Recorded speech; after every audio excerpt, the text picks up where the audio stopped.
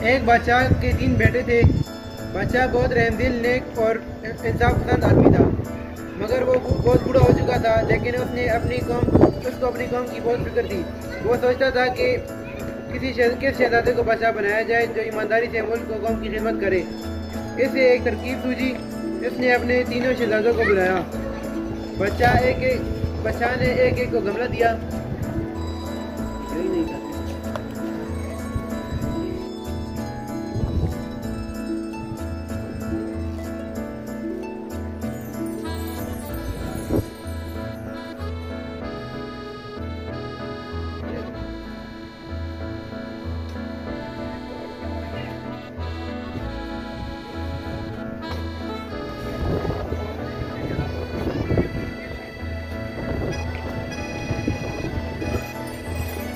और उसने अपने तीनों बेटों से कहा, तुम में से जो सबसे ज़्यादा मेहनत करेगा और उसका पौधा उगेगा तो मैं उसे अगला बादशाह बनेगा। तीनों बेटों ने खूब मेहनत की। एक माह बाद बड़े और उससे छोटे शहजादे का पौधा निकल आया, मगर तीसरे शहजादे का पौधा नहीं निकला।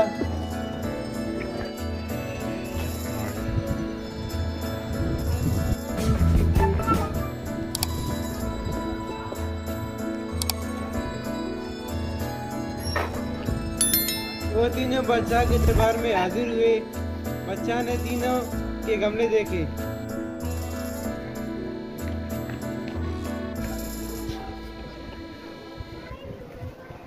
और सबसे छोटे शहजादे को बादशाह बनाने का हुक्म दिया। आज मैं ये फैसला करता हूँ कि मेरे मरने के बाद ये अगला बादशाह हो। मैंने किसी गमले के अंदर बीज ही नहीं बोया था तो पौधे कैसे निकलते।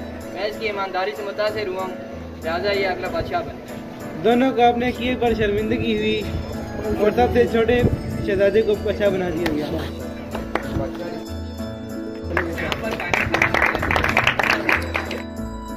इस कहानी से हमें सबक मिलता है कि हमें सच्चाई और ईमानदारी का दामन कभी नहीं छोड़ना चाहिए।